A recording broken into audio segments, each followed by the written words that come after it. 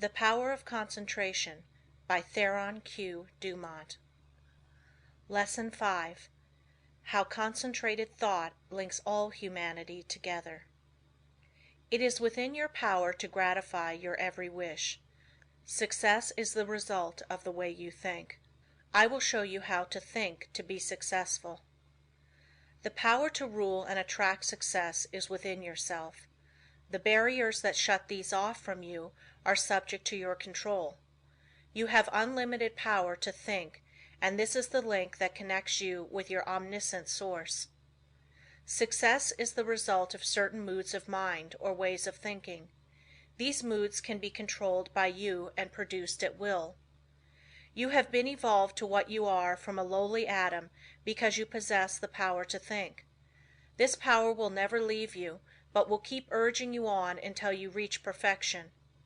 As you evolve, you create new desires, and these can be gratified. The power to rule lies within you. The barriers that keep you from ruling are also within you. These are the barriers of ignorance. Concentrated thought will accomplish seemingly impossible results and make you realize your fondest ambitions. At the same time that you break down barriers of limitation, new ambitions will be awakened. You begin to experience conscious thought constructions. If you will just realize that through deep concentration you become linked with thoughts of omnipotence, you will kill out entirely your belief in your limitations, and at the same time will drive away all fear and other negative and destructive thought forces which constantly work against you. In the place of these you will build up a strong assurance that your every venture will be successful. When you learn thus how to concentrate and reinforce your thought, you control your mental creations. They in turn help to mold your physical environment, and you become the master of circumstances and the ruler of your kingdom. It is just as easy to surround your life with what you want as it is with what you don't want. It is a question to be decided by your will. There are no walls to prevent you from getting what you want, providing you want what is right. If you choose something that is not right, you are in opposition to the omnipotent plans of the universe and deserve to fail. But if you will base your desires on justice and goodwill, you avail yourself of the helpful powers of universal currents, and instead of having a handicap to work against, can depend upon ultimate success, though the outward appearances may not at first be bright. Never stop to think of temporary appearances, but maintain an unfaltering belief in your ultimate success. Make your plans carefully, and see that they are not contrary to the idea of universal justice. The main thing for you to remember is to keep at bay the destructive and opposing forces of fear and anger and their satellites. There is no power so great as the belief which comes from the knowledge that your thought is in harmony with the divine law of thought and the sincere conviction that your cause is right.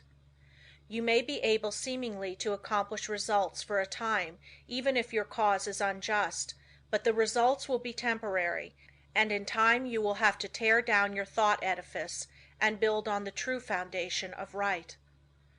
Plans that are not built on truth produce discordant vibrations and are therefore self-destructive. Never try to build until you can build right. It is a waste of time to do anything else. You may temporarily put aside your desire to do right, but its true vibrations will interfere with your unjust plans until you are forced back into righteous paths of power. All just causes succeed in time, though temporarily they may fail. So if you should face the time when everything seems against you, quiet your fears, drive away all destructive thoughts, and uphold the dignity of your moral and spiritual life. Where there is a will, there is a way. The reason this is so is that the will can make a way if given the chance to secure the assistance of aiding forces. The more it is developed, the higher the way to which it will lead. When everything looks gloomy and discouraging, then is the time to show what you are made of, by rejoicing that you can control your moods by making them as calm, serene, and bright as if prosperity were yours. Be faithful in sowing the thought seeds of success. and perfect trust that the sun will not cease to shine and bring a generous harvest in one season. It is not always necessary to think of the success of a venture when you are actually engaged in it, for when the body is inactive the mind is most free to catch new ideas that will further the opportunity you are seeking. When you are actually engaged in doing something, you are thinking in the channels you have previously constructed, and the work does not have to be done over again. When you are in a negative mood, the intuitions are more active, for you are not then controlling your thoughts by the will. Everything we do should have the approval of the intuition. When you are in a negative mood, you attract thoughts of similar nature through the law of affinity. That is why it is so important to form thoughts of a success nature to attract similar ones. If you have never made a study of this subject, you may think this is all foolishness, but it is a fact that there are thought currents that unerringly bring thoughts of a similar nature. Many persons who think of failure actually attract failure by their worries, their anxieties, their overactivity. These thoughts are bound to bring failure. When you once learn the laws of thought and think of nothing but good, truth, success, you will make more progress with less effort than you ever made before. There are forces that can aid the mind that are hardly dreamed of by the average person. When you learn to believe more in the value of thought and its laws, you will be led aright and your business gains will multiply. The following method may assist you in gaining better thought control. If you are unable to control your fears, just say to your faulty determination, "Do not falter or be afraid, for I am not really alone. I am surrounded by invisible forces that will assist me to remove the unfavorable appearances." Soon you will have more courage. The only difference between the fearless man and the fearful one is in his will, his hope. So if you lack success, believe in it, hope for it, claim it. You can use the same method to brace up your thoughts of desire, aspiration, imagination, expectation, ambition, understanding, trust, and assurance. If you get anxious, angry, discouraged, undecided, or worried, it is because you are not receiving the cooperation of the higher powers of your mind. By your will you can so organize the powers of the mind that your moods change only as you want them to, instead of as how circumstances affect you. I was recently asked if I advised concentrating on what you eat, or what you see while walking. My reply was that no matter what you may be doing, when in practice, think of nothing else but that act at that time. The idea is to be able to control your unimportant acts, otherwise you set up a habit that will be hard to overcome, because your faculties have not been in the habit of concentrating. Your faculties cannot be disorganized one minute and organized the next. If you allow the mind to wander while you are doing small things, it will be likely to get into mischief and make it hard to concentrate on the important act when it comes. The man that is able to concentrate is the happy, busy man. Time does not drag with him. He always has plenty to do. He does not have time to think over past mistakes, which would make him unhappy. If despite our discouragement and failures we claim our great heritage, life and truth and force, like an electric current, will permeate our lives until we enter into our birthright in eternity. The will does not act with clearness, decision, and promptness unless it is trained to do so. There are comparatively few that really know what they are doing every minute of the day. This is because they do not observe with sufficient orderliness and accuracy to know what they are doing. It is not difficult to know what you are doing all the time, if you will just practice concentration with a reposeful deliberation, and train yourself to think clearly, promptly, and decisive. If you allow yourself to worry or hurry in what you are doing, this will not be clearly photographed upon the sensitized plate of the subjective mind, and you therefore will not be really conscious of your actions. So practice accuracy and concentration of thought, and also absolute truthfulness, and you will soon be able to concentrate. Lesson 6. The Training of the Will to Do. The will to do is the greatest power in the world that is concerned with human accomplishment, and no one can, in advance, determine its limits. The things that we do now would have been a few years ago impossibilities. Today the safe maxim is, all things are possible. The will to do is a force that is strictly practical, yet it is difficult to explain just what it is. It can be compared to electricity because we know it only through its cause and effects. It is a power we can direct, and to just the extent we direct it do we determine our future. Every time you accomplish any definite act, consciously or unconsciously, you use the principle of the will.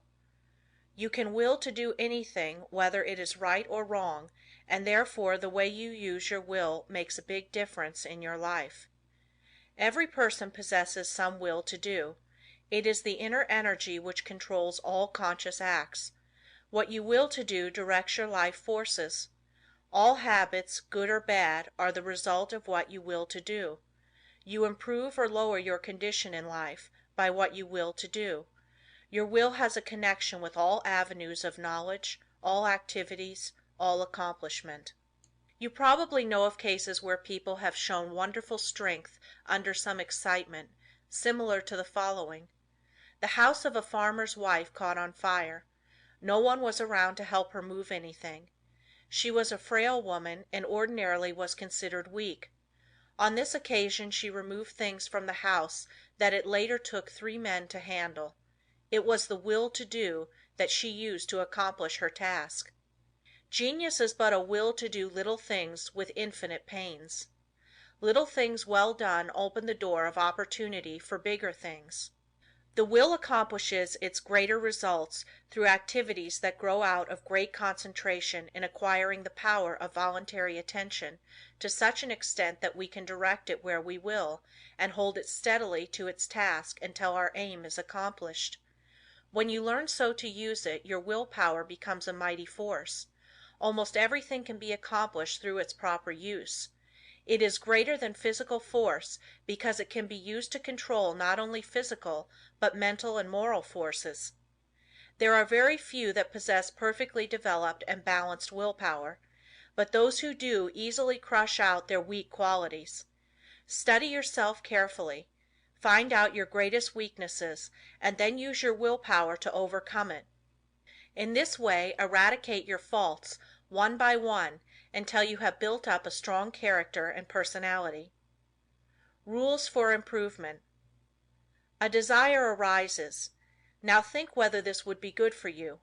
If it is not, use your willpower to kill out the desire, but on the other hand, if it is a righteous desire, summon all your willpower to your aid, crush all obstacles that confront you, and secure possession of the coveted good. Slowness in making decisions. This is a weakness of willpower. You know you should do something, but you delay doing it through lack of decision. It is easier not to do a certain thing than to do it, but conscience says to do it. The vast majority of persons are failures because of the lack of deciding to do a thing when it should be done. Those that are successful have been quick to grasp opportunities by making a quick decision. This power of will can be used to bring culture, wealth, and health. Some special pointers. For the next week try to make quicker decisions in your little daily affairs. Set the hour you wish to get up and arise exactly at the fixed time. Anything that you should accomplish, do on or ahead of time. You want, of course, to give due deliberation to weighty matters, but by making quick decisions on little things, you will acquire the ability to make quick decisions in bigger things. Never procrastinate.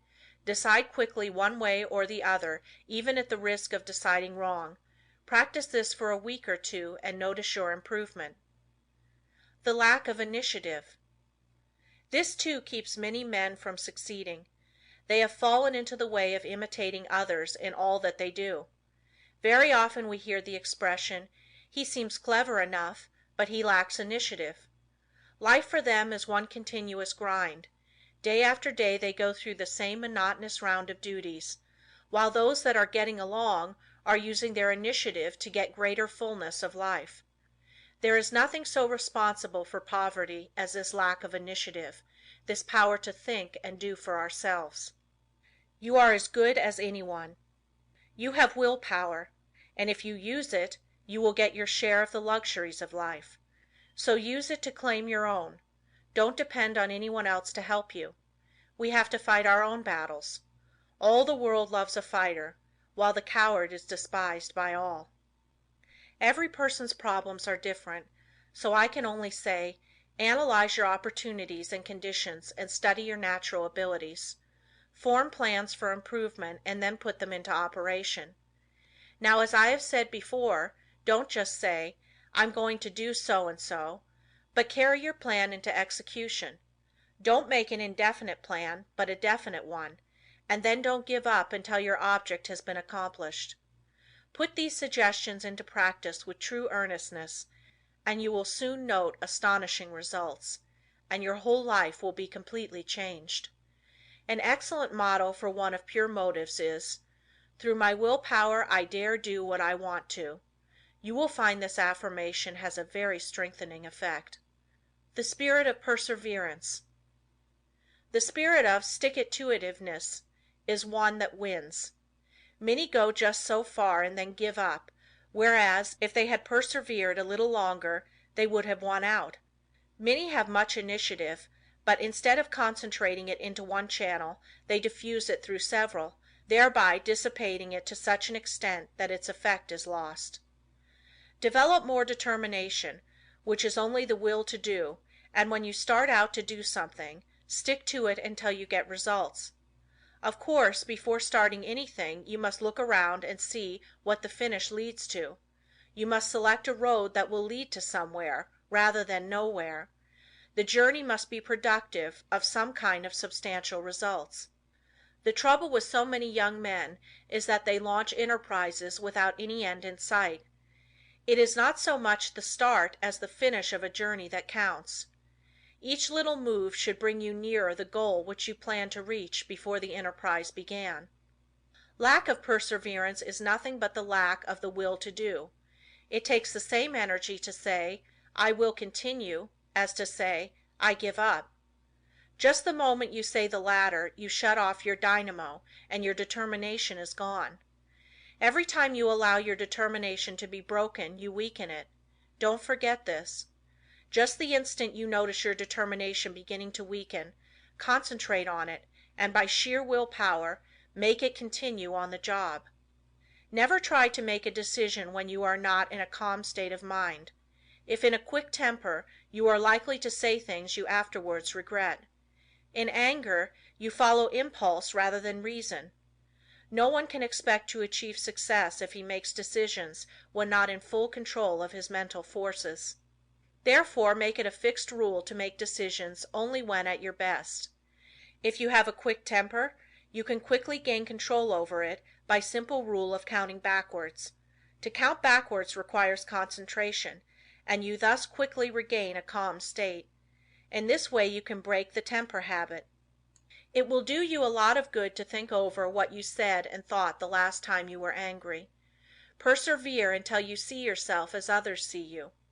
It would do no harm to write the scene out in story form and then sit in judgment of the character that played your part. Special instructions to develop the will to do. This is a form of mental energy, but requires the proper mental attitude to make it manifest. We hear of people having wonderful willpower, which is really wrong. It should be said that they use their willpower, while with many it is a latent force. I want you to realize that no one has a monopoly on willpower. There is plenty for all. What we speak of as willpower is but the gathering together of mental energy, the concentration power at one point.